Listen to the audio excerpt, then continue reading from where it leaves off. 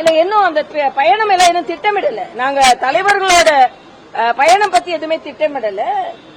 எங்களோட தேர்தல் பயணத்தை பத்தி தான் நாங்க திட்டமிட்டு இருக்கோம். எல்லா கட்சியும் செய்யற திட்டங்கள் தான். நான் வலுவா நிச்சயமா நாங்க பேச்சாளர் பயிற்சி முகாம், அதே மாதிரி பொதுக்கூட்டங்கள், பிரிவு சார்பு மாநாடுகள், இத மாதிரிலாம் ஒரு வலுவான ஒரு பதிவை நாங்கள் தமிழகத்தில் பதிய வைக்க வேண்டும் என்பதற்காக.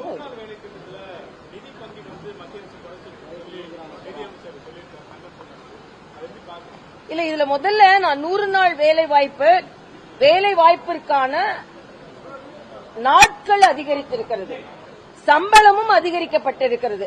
ஆக இது ஒரு மேம்பாடான ஒரு திட்டத்தை பெயரை வைத்து அரசியல் செய்கிறார்கள். நான் இதே திராவிட முன்னேற்ற கழகத்தை கேட்கிறேன், கலைஞர் பெயரை விட்டுட்டு எத்தனை திட்டங்களுக்கு காந்தி பெயரை நீங்க வச்சீங்க?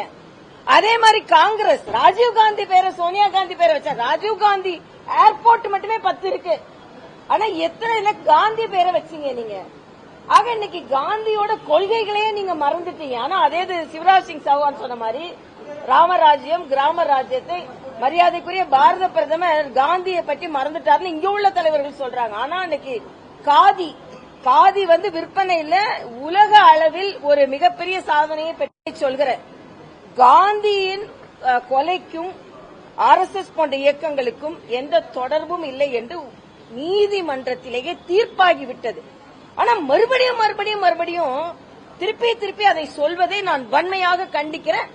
காந்தி அவர்களுக்கு மரியாதைக்குரிய பாரத பிரதமர் அளவிற்கு மரியாதை செலுத்தவர் யாரும் இருக்க முடியாது என்பது எனது கருத்து. இல்ல ஒன்றும் தயக்கம் இல்ல. அப்படி பார்த்தா எல்லா கால அவகாசம் இருக்கிறது. இன்னைக்கு நாங்க அதிமுக பாஜக வலுவாக இருக்கிறோம்.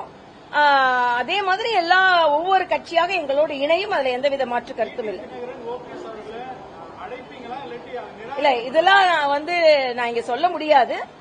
அதோட திட்டம் எல்லாம் டெல்லி பாத்துக்குவாங்க. நாங்க இங்க இந்த மாநிலத்துல இப்ப எப்படி எங்களை எடுத்து செல்வது மட்டும்தான் நாங்க பேசுறோம்.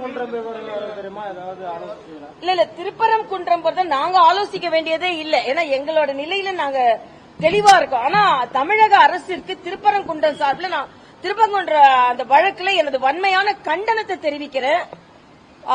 அது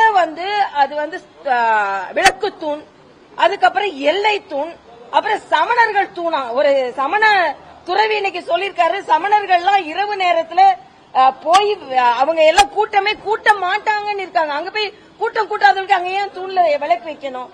அதே மாதிரி முருகனுக்கு 2 வாழ்க்கை இருக்கும் பொழுது ஏன் 2 இடத்துல ஏத்தணுமான்ற ஒரு கொச்சைத்தனமான சில கேள்விகளை கேட்டுக்கொண்டிருக்கிறார்கள். இதற்கு வன்மையான கண்டனத்தை நான் தெரிவித்துக் கொள்கிறேன்.